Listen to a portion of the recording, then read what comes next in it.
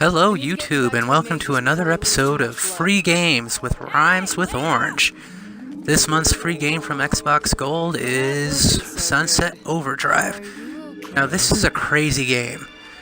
It reminds me a lot of Saints Row because it has a lot of the same elements where just things are way over the top. As you can see, my character is tripping balls. Yeah, totally tripping balls.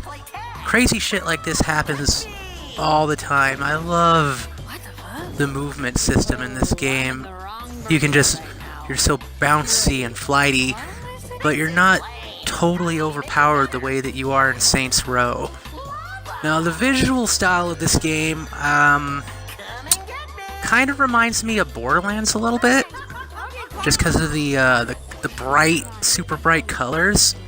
It's also like a really exaggerated comic book in a way, like really old school comic. Whoops, killed myself.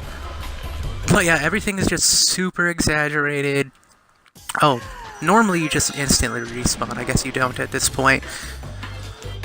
So yeah, the game has really smooth controls. I'm very happy with the way it controls. It's almost like starting out playing this game, I wasn't used to it, but it did not take long to learn the controls. It's very intuitive. You pick it up as you go, even though you can have fun with this game, even if you're not the best gamer. Like, I am not one to be claiming any sort of expertness at a game.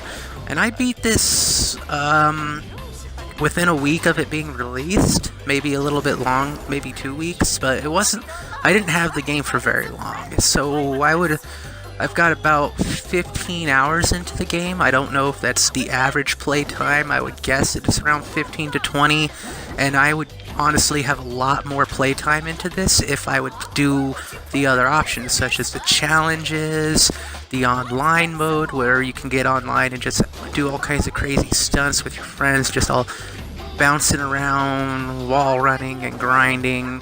And yes, I know my character is a girl.